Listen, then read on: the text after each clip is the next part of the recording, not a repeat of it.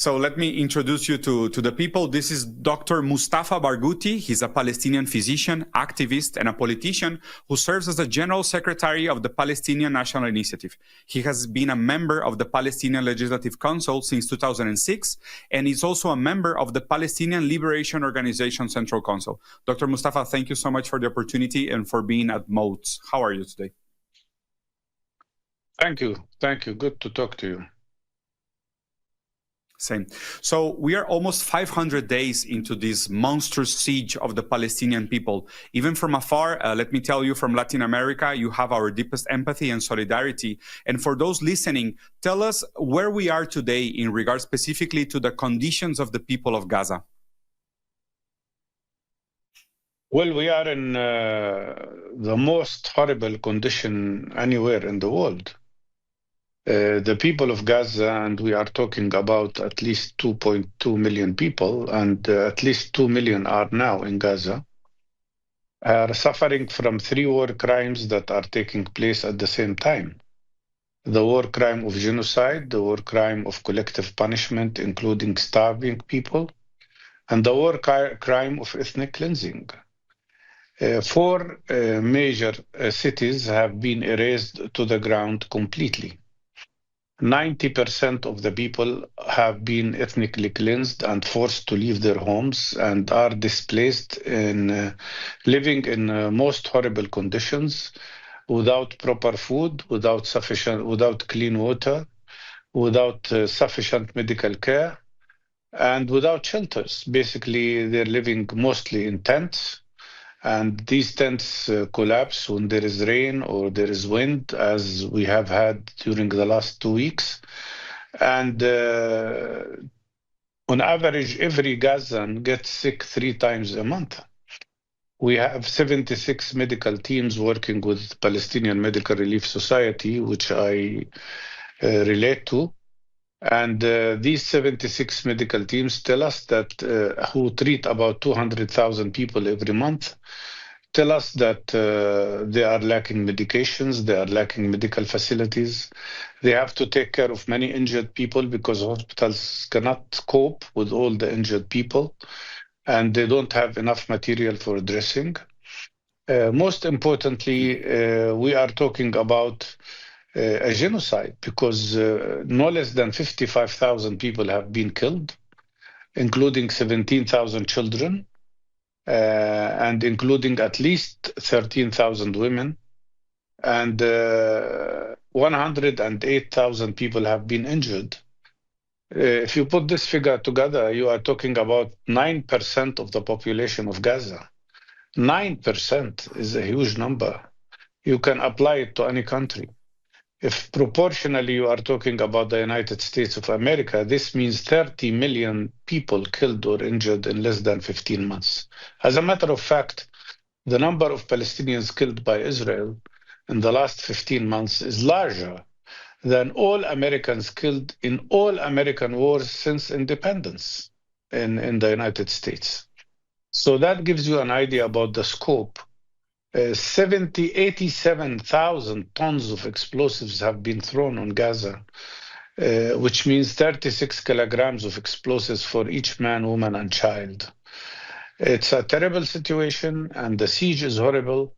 Tedros, the Secretary General of the World Health Organization, he just announced that at least 16,000 Palestinians in Gaza are in urgent conditions. They are suffering from critical health situation, and they need immediate evacuation, otherwise they will die.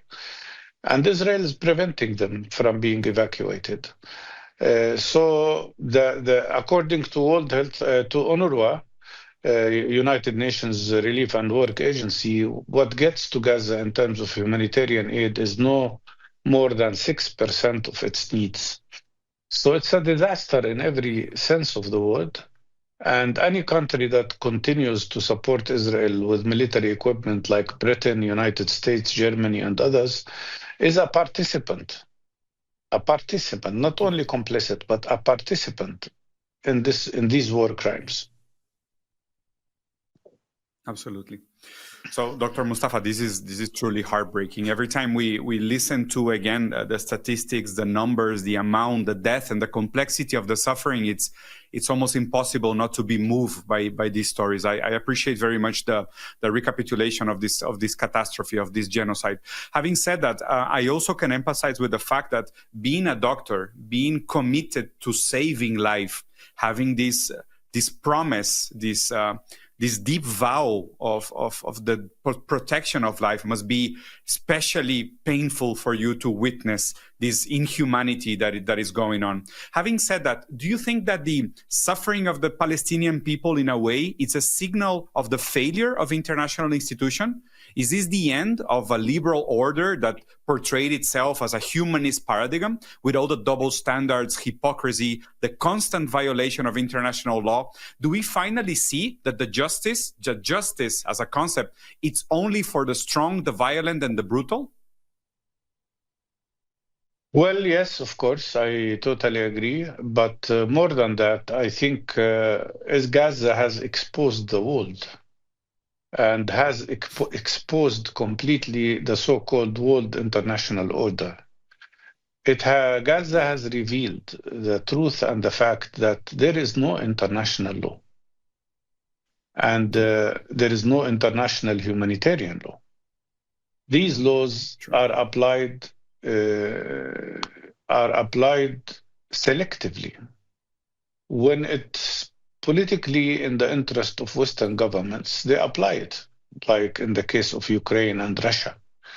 But when it is not in their interest, or when it conflicts with one of their allies, like in this case Israel, they allow Israel to be above the law, above international law, above international humanitarian law. And that means we are witnessing the end of the so-called international order that was created after the Second World War. It's as large as that. And maybe there are other atrocities that happened in other parts of the world, for sure. The difference between those things and what happens in Gaza is that in the case of Gaza, this is happening with the whole world watching, and it is on social media and on TV screens. People can see the massacres. They can see the war crimes taking place. So in Iraq, horrible things happened. In Libya, terrible things happened. In definitely in Sudan, terrible things happened. But nobody has seen the atrocity in process as it is today. And everybody have witnessed how countries like the United States of government, like some other Western governments, trying to cover up the crime and continuing to support Israel. For instance, out of the 87,000 tons of explosives that were thrown on Gaza, 50,000 came from the United States after the 7th of October. I mean, and the rest probably came also from the United States. So we are talking about participation in these war crimes. And the fact that Israel was allowed to do all of that reveals and shows that we are not really having any international law in effect. What we see is double standard and continuous double standard. I'll give you one more example. This morning, an Israeli plane conducted an airstrike on a Palestinian village called Tammoun in north of the West Bank, not Gaza. And they bombarded and killed two children. One was 8 years old, one was 10 years old, and another young man who was 23 years old. And then Israel claimed they were fighting militants. 8 years old?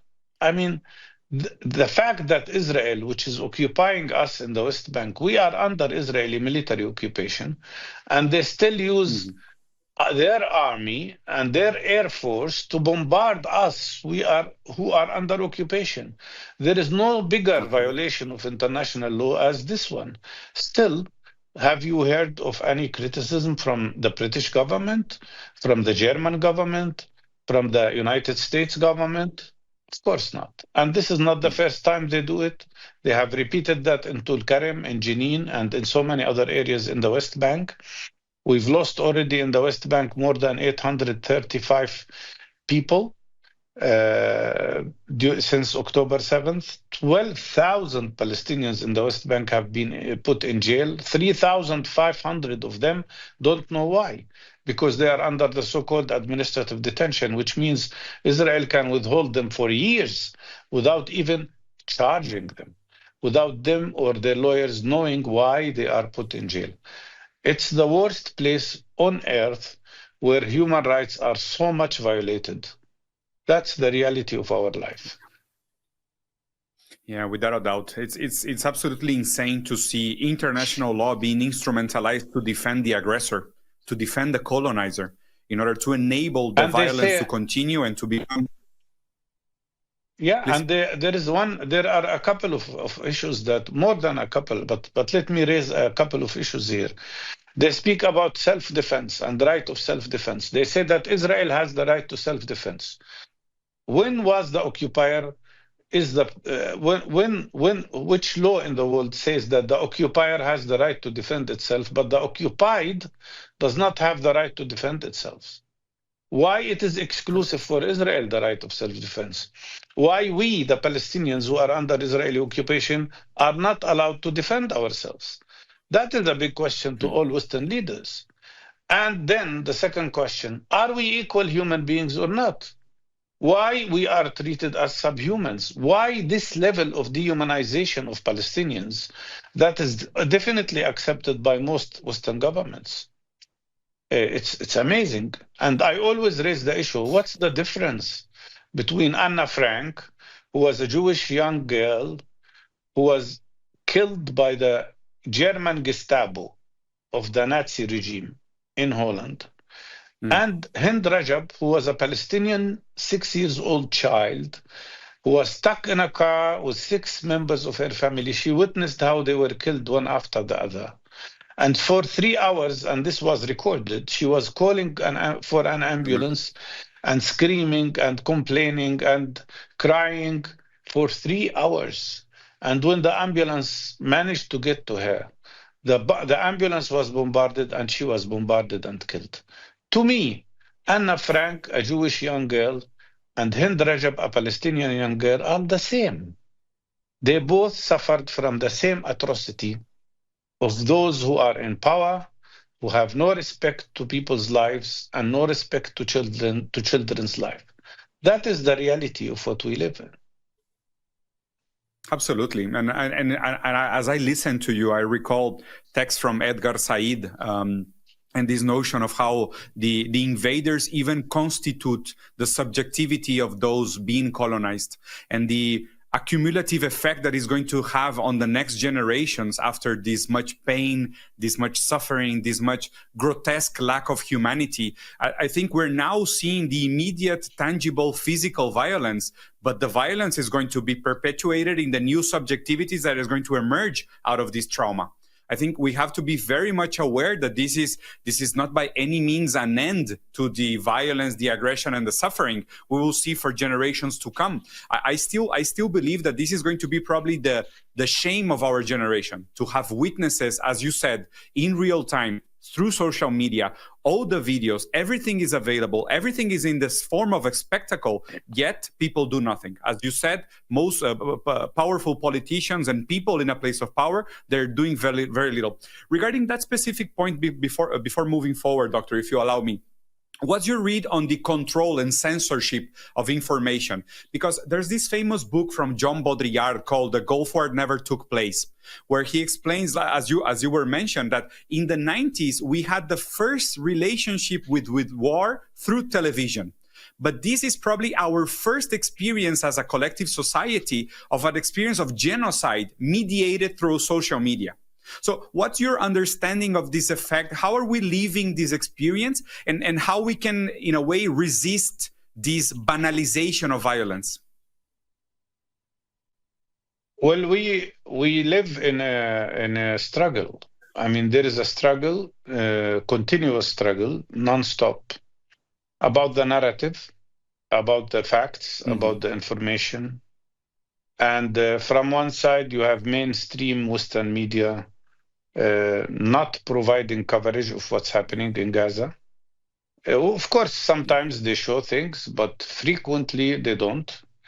And they ignore the fact that Israel uh, prohibited all Western journalists and all journalists completely. All foreign journalists were prohibited from entering Gaza, with the exception of one who managed to sneak in from CNN for 3 hours only, and then she was forced to leave.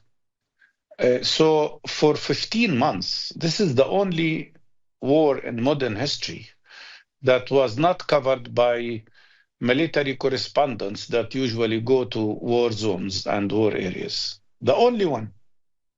And in addition to that, in the process of their attacks, the Israeli army has killed up till now 203 Palestinian journalists to silence them, to prevent them from showing the truth and reality. 203 is the largest number of journalists killed ever, any time in history. And on top of that, of course, there is suppression of social media. I myself have suffered from that. My YouTube station was closed down by the YouTube. I mean, why? I don't understand. But because it reached a certain level of popularity and it was very widely watched, they just shut it down. So what we see here is a constant struggle. From one side, you have Palestinian young people, Palestinian heroic journalists, doing their best to bring out the reality, to expose what's happening, to show what's happening. And there are certain channels that have been heroic also in doing that, like Al Jazeera, for instance. And on the other hand, you see constant efforts to cover up what's happening and to mislead the world with the Israeli narrative. We don't have much resources. I personally have to broadcast every day a message or two to the international journalists in Palestine. Nobody is supporting me. I'm doing this on voluntary basis. But on the other hand, Israel has three major institutions supported with hundreds of millions of dollars that constantly keep bombarding foreign journalists with information and media and et cetera, et cetera. I say to my colleagues usually, all we need is 5% of their effort because the truth is on our side. But this 5% have to be done. And that's why we are engaged in a continuous struggle between us and those who are trying to mislead the world, between us and those who are complicit with the crimes by being silent about what's happening. Absolutely. So, Dr. Mustafa, there's a couple of geopolitical events in this year 2025 that I would like to have your take on how they affect the ongoing genocide of the Palestinian people. First is the presidency of Donald Trump. Do you think the president of Donald Trump and Republicans as a whole will change the direction or the intensity or the velocity of the genocide? Or do you think that the United States of America is fully submitted to Zionism and they won't have anything to do with it? The answer is no and yes. No, because there isn't really much difference between Biden and Trump. And because Biden has done everything he could, he and his administration, his Zionist administration, they've done everything they could to support genocide. And they've been participants in the genocide. This man gave Israel $40 billion of military equipment and weapons and equipment and bombs to kill Palestinians and to kill Syrians and to kill Lebanese people and to kill Yemeni people. And he doesn't care about the lives of Palestinians. And he's been a liar. He lied constantly, adopting Israeli lies, like decapitation of children or raping women and so on. Although Israel, many Western media outlets like CNN and Wall Street Journal and Los Angeles Times denied these accusations, he still repeated them. And he tried to provide cover to Israel all the time. So what's the difference between Biden and Trump? On this regard, they're all the same in the sense that they are absolutely and totally biased to Israel. Yet the answer is also yes, because Trump is promising very dangerous things like expanding the borders of Israel, because he discovered that Israel is a small country, as he says. That means killing the idea of a Palestinian state and annexing the rest of our territory. He is threatening us with hell, although I responded by saying that we already live in hell when you look at Gaza and what's happening there.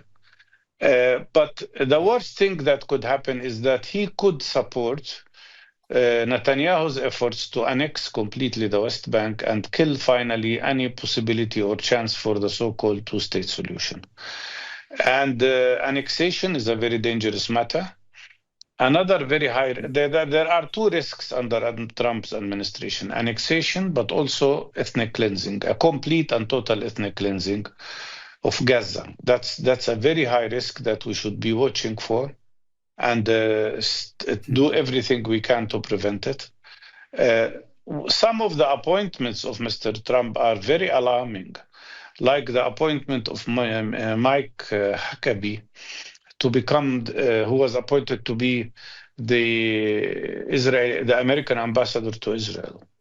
Mr. Huckabee said, there are no Palestinians. Palestinians are an invention to steal the land of Israel. So we don't exist for Mr. Huckabee. You are talking to a non-existent person now, according to him. We are an invention. This is the kind of mentality of people who say that they are Zionist and they are unapologetic about it and about supporting Israel. So a whole group of people are coming with Trump that are absolutely and totally not only supportive of Israel, but supportive of the crimes of Israel. So yes, there is a risk there, and we have to be unified and united and stand up to these risks. But also we need the support and solidarity of every person in the world who believes in humanity and believes in the rights of the people to be free. Absolutely. It's also appalling to see how it's as if they were measuring the waters and the ability to impose this violence and commit these war crimes and see the response in real time. And as the international community mostly remain muted towards the genocide, it's as if they validated the fact that they can escalate the conflict to ethnic cleansing without any repercussions. So this is, I agree 100% with you. This is the time to truly raise the alarm and sum as many voices as we can. I would like to answer something, or actually question you on something that you mentioned, because you brought up the question of Syria. So regarding the fall of Assad and the impact of Syria, what is your assessment regarding the potential distribution of the Syrian territories between Turkey and Israel, and how this can influence even more the ongoing genocide? What worries me, and I was the first person probably who alarmed the Syrian people and the world in general to what Israel was doing. What worries me is that Israel has expanded its occupation to include not only all of the Golan Heights and huge geographical areas and very strategic areas in Syria, but they went as far as occupying hundreds of kilometers, of squared kilometers, and they are now standing at a point which is only 12 kilometers away from Damascus. Not only that, they conducted after the fall of the Syrian regime, they conducted no less than 480 major, huge airstrikes. Excuse me. And that has led to the destruction of the whole Syrian army, the navy, the air force, the military, everything. Syria now is without defense, not only in front of Israel, but in front of any country that would invade Syria. So we are also, and our worry is about the fact that there is very little reaction to what Israel has done. So yes, of course we are worried. We're worried about that, and we are also worried about the fact that Syria could be driven into internal war. We want the best for the Syrian people. We want democracy for the Syrian people. We don't agree with the crimes of the dictatorship that were committed before. But that at the same time, we are worried that Syria could be divided and destroyed, and especially by Israel. And that's why we call on the Syrian people to be unified, to defend its country, and to prevent Israel from proceeding with its plans. I think I have to leave you here because I have another commitment, if you allow me. Absolutely. Dr. Mustafa, thank you so much. And you mentioned that we have to sum voices and raise the awareness as much as possible. I have a quite large following in Latin America. My channel is yours. Anytime you want to have a conversation on this, you're more than welcome in my channels as well. Please convey our best regards to our comrades and friends and brothers in Latin America.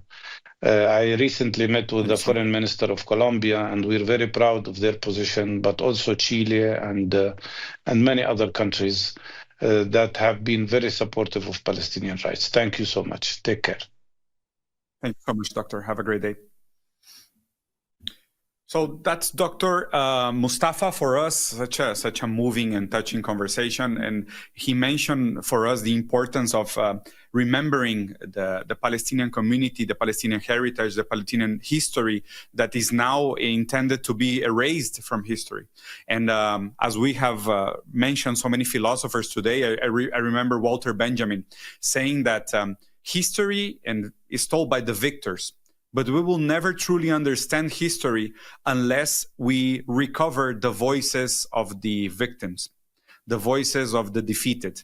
And that's why I actually had selected a little bit of poetry from a Palestinian writer that I love, that it goes like this. It says, "In order for me to write poetry that isn't political, I must listen to the birds.